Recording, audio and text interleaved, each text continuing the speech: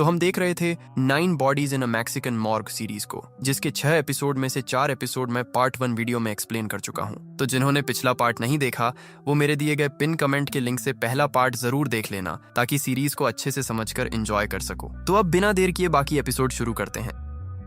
अब doctor Kevin, Christie और Jack ये तीनों ही एक दूसरे को डर और शक की नजर से देख रहे होते हैं, क्योंकि इन तीनों में से कोई एक असली किलर है। क्रिस्टी को लगता है कि जैक ही किलर है, क्योंकि पिछली रात उसी ने उसे आजाद किया था और अब डैनी और एमी मर चुके हैं। दूसरी तरफ केविन को लगता है कि जैक और क्रिस्टी मिलकर ये सब कर रहे हैं, वरना क्रिस्टी आखिर रात में बिना किसी को बताए जैक को क्यों छोड़ती। इसी बीच ऊपर से मैक्सिकन आर्मी का हेलीकॉप्टर भी वहां पहुंच जाता है, लेकिन घने जंगल की वजह से उन्हें नीचे कुछ भी दिखाई नहीं देता। तब वो लोग आसपास हेलीकॉप्टर घुमाने लगते हैं ताकि प्लेन का मलबा ढूंढ सकें, और नीचे तीनों सर्वाइवर एक दूसरे पर बंदूक ताने खड़े होते हैं। अब जब क्रिस्टी जैक पर इल्जाम लगा रही होती है, तब जैक डॉक्टर केविन पर शक करता है, क्योंकि वो एक डॉक्टर है और इंसानों की हर कमजोरी के बारे में जानता है। लेकिन डॉक्टर केविन उसे याद दिलाता है कि कैसे उसने क्रिस्टी को पहाड़ से गिरने से बचाया था। अगर वही किलर होता तो वो जानबूझकर उसे मरने देता। अब तीनों के पास अपनी अपनी ऐसी बातें थीं जिनसे लगता था कि वो किलर हो सकते हैं, लेकिन साथ ही ऐसे कारण भी थे जो साबित करते थे कि वो तीनों किलर नहीं हैं। इन्हीं बातों को लेकर उनके बीच बहस चल रही होती है। तभी वो देखते हैं कि आर्मी का हेलीकॉप्टर उनके ऊपर से गुजर रहा है। मतलब जीपीएस डिवाइस फिर से चालू करने के बाद उसका सिग्नल आर्मी तक पहुंच चुका है, लेकिन ऊपर बहुत घना कोहरा छा जाता है, जिसकी वजह से आर्मी नीचे कुछ नहीं देख पाती। इसलिए आर्मी फिलहाल वापस लौट जाती है ताकि हेलीकॉप्टर पहाड़ से टकरा न जाए, और वो फैसला करते हैं कि कोहरा हटने के बाद अगले दिन फिर लौटेंगे। नीचे मौजूद तीनों सर्वाइवर भी समझ जाते हैं कि अब उन्हें कुछ और समय यहीं इंतजार करना होगा। तब जैक कहता है कि आर्मी के वापस आने से पहले उन्हें कोई ऐसा निशान बनाना होगा जिसे वो लोग आसमान से देख सकें। लेकिन क्रिस्टी डॉक्टर केविन के पास बंदूक होने की वजह से उसका साथ देने को तैयार नहीं होती। तब डॉक्टर केविन खुद को बेगुनाह साबित करने के लिए अपनी बंदूक नीचे रख देता है और सारी गोलियां निकालकर एक तालाब में फेंक देता है। सब शांत होने के बाद क्रिस्टी कहती है कि वो लोग पहाड़ के ऊपर जाएंगे और वहां जाकर सूखी पत्तियों में आग लगाकर सिग्नल देंगे। लेकिन डॉक्टर केविन जैक के साथ ऊपर नहीं जाना चाहता, क्योंकि पिछली रात उसने जैक को टॉर्चर किया था। अगर जैक सच में किलर हुआ तो वो जरूर बदला लेगा। इसलिए केविन की बात मानकर क्रिस्टी और जैक दोनों साथ में ऊपर जाने का फैसला करते हैं। चूंकि क्रिस्टी ने ही जैक को आजाद किया था,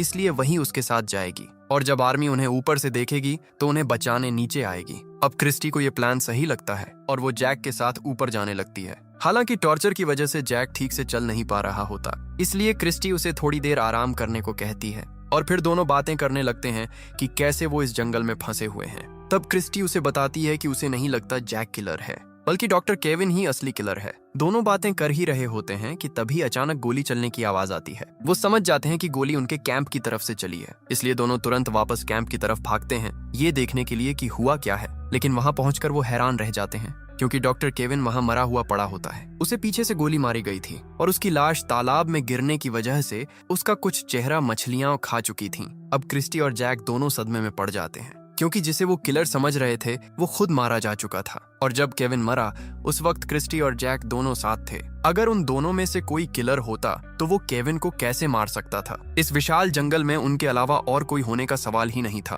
अब हालात पहले से भी ज्यादा उलझ चुके थे, इसलिए वो फैसला करते हैं कि ये रात वो प्लेन के अंदर ही बिताएंगे और सुबह फिर पहाड़ पर जाकर आग जलाकर आर्मी को सिग्नल देंगे। लेकिन दुर्भाग्यवश उस दिन भी पहाड़ के ऊपर घना कोहरा छाया रहता है, इसीलिए वो लोग जीपीएस डिवाइस के पास बैठकर इंतजार करने लगते हैं, क्योंकि आज कभी भी हेलीकॉप्टर आ सकता है। अब जैक क्रिस्टी को असली सच बताता है कि वो एक सरकारी इन्वेस्टिगेटर है जो इस पूरे एयरलाइन हादसे की असली सच्चाई पता लगाने आया था, लेकिन किसी को इसकी खबर लग गई थी और इसी वजह से पूरी फ्लाइट को जानबूझकर जंगल में क्रैश करवाया गया था ताकि कोई सच्चाई बाहर न आ सके। यहाँ जैक अपनी पत्नी क्लेयर के बारे में भी बताता है, जो उसे ढूंढने की कोशिश कर रही है। जैक कहता है कि उसकी पत्नी भी उसी की तरह एक इन्वेस्टिगेटर है, इसलिए वो उसे ढूंढने के लिए कभी हार नहीं मानेगी। दूसरी तरफ क्लेयर को दिखाया जाता है कि वो अपनी बेटी को बता रही है कि वो उसके पिता को ढूंढ कर रहेगी। इसके बाद वो मैक्सिको पहुंच जाती है ताकि मैक्सिकन आर्मी पर दबाव डाल सके और वो प्लेन की लोकेशन ढूंढने में तेजी लाए। इधर पहाड़ के ऊपर सूरज निकलने के साथ ही कोहरा थोड़ा साफ होने लगता है।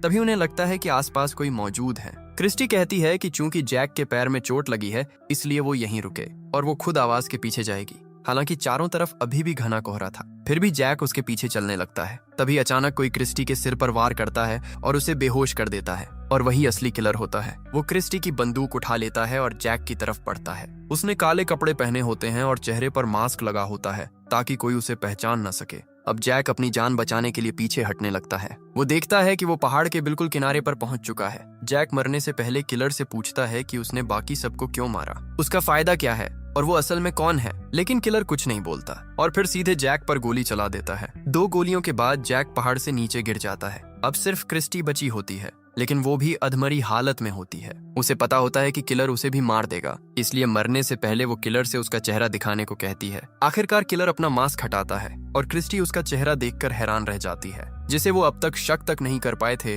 वही असली किलर होता है। इसके बाद किलर क्रिस्टी को भी गोली मार देता है। अगली सुबह जब आर्मी जंगल में वापस आती है तो कोहरा कम हो चुका होता है और उन्हें जीपीएस डिवाइस का सिग्नल मिल जाता है। साथ ही नीचे पहाड़ के पास क्रैश हुआ प्लेन भी मिल जाता है। रेस्क्यू टीम मौके पर पहुंचती है और देखती है कि वहां कोई भी जिंदा नहीं बचा है। वो प्लेन की जांच करते हैं और उसका टूटा हुआ हिस्सा देखते हैं, लेकिन हैरानी की बात ये होती है कि वहां से सारे पैकेज गायब होते हैं। अब सवाल उठता है कि वो पैकेज कहाँ गए। कुछ समय बाद सभी लाशें एक जगह लाइन से रखी हुई मिलती हैं। कुछ लोग तो 2 हफ्ते पहले ही मर चुके थे जब प्लेन क्रैश हुआ था। इसके बाद सभी डेड बॉडीज को अस्पताल ले जाया जाता है। इधर क्लेयर को बताया जाता है कि आर्मी ने प्लेन क्रैश साइट ढूंढ ली है, लेकिन वहां किसी के भी जिंदा बचने की कोई उम्मीद नहीं मिली और उसमें उसका पति जैक भी शामिल है। ये सुनकर क्लेयर टूट जाती है, लेकिन बॉडी रिसीव करने से पहले कुछ औपचारिकताएं पूरी करनी होती हैं। इसलिए एक महिला डॉक्टर को आर्मी बेस पर बुलाया जाता है, जहां सभी 9 बॉडीज रखी जाती हैं। सभी बॉडीज एक कमरे में फॉरेंसिक जांच के लिए रखी जाती हैं, ताकि उनकी मौत का असली कारण पता लगाया जा सके।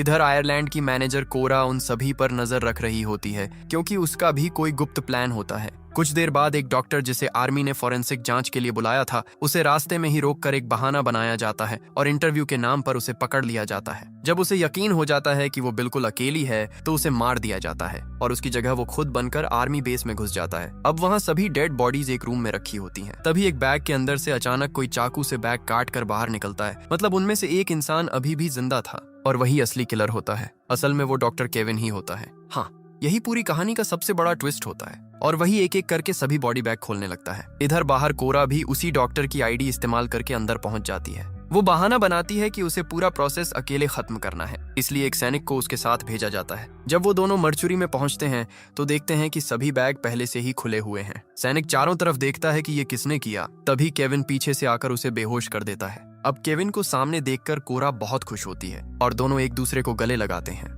मतलब ये दोनों शुरू से ही साथ में प्लान कर रहे थे। असल में डॉक्टर केविन का मकसद प्लेन में मौजूद ड्रग्स के पैकेट्स को बाहर निकालना था, इसलिए उसने एक एक करके सभी को मार दिया और उन लाशों के अंदर ड्रग्स के पैकेट्स छिपा दिए। इसी वजह से जब आर्मी वहां पहुंची तो उन्हें कुछ भी नहीं मिला, क्योंकि पैकेट्स पहले ही लाशों के अंदर छुपा दिए गए थे और केविन खुद भी एक डेड बॉडी बनकर उसी बैग में छुप गया था। अब वो सभी बॉडीज से पैकेट्स निकाल रहे होते हैं। इधर बाहर क्लेयर भी वहां पहुंच जाती है। उसे अपने पति जैक की बॉडी पहचाननी होती है, लेकिन उसे अंदर इंतजार करने को कहा जाता है। तभी अंदर कोरा और केविन सभी बॉडी बैग खाली करके उन पर केमिकल डाल देते हैं और पूरे लैब में आग लगा देते हैं ताकि कोई सबूत न बचे।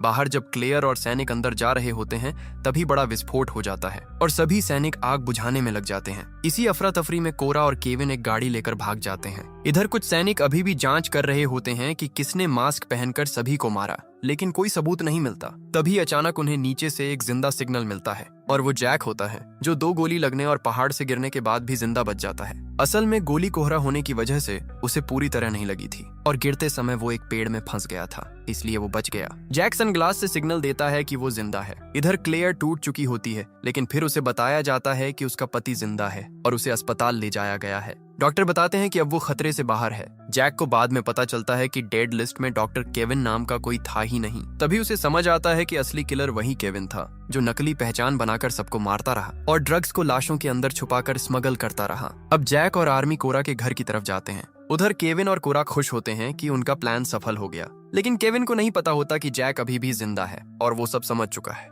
कोरा को केविन धीरे धीरे जहर देकर मार देता है, क्योंकि उसने जंगली मशरूम उसके खाने में मिला दिए होते हैं और कोरा मर जाती है। अब केविन ड्रग्स लेकर छोटे प्लेन से भागने की कोशिश करता है, लेकिन जैक उसे रोकने के लिए फायर करता है और एक गोली प्लेन के फ्यूल टैंक में लग जाती है, जिससे फ्यूल लीक होने लगता है और प्लेन नीचे गिरने लगता है। आखिरकार वही प्लेन उसी जगह क्रैश करता है जहां पहले हादसा हुआ था और डॉक्टर केविन वहीं मर जाता है। जहां उसने सबको मारा था वहीं उसकी भी मौत हो जाती है। इसी के साथ पूरी कहानी वहीं खत्म हो जाती है।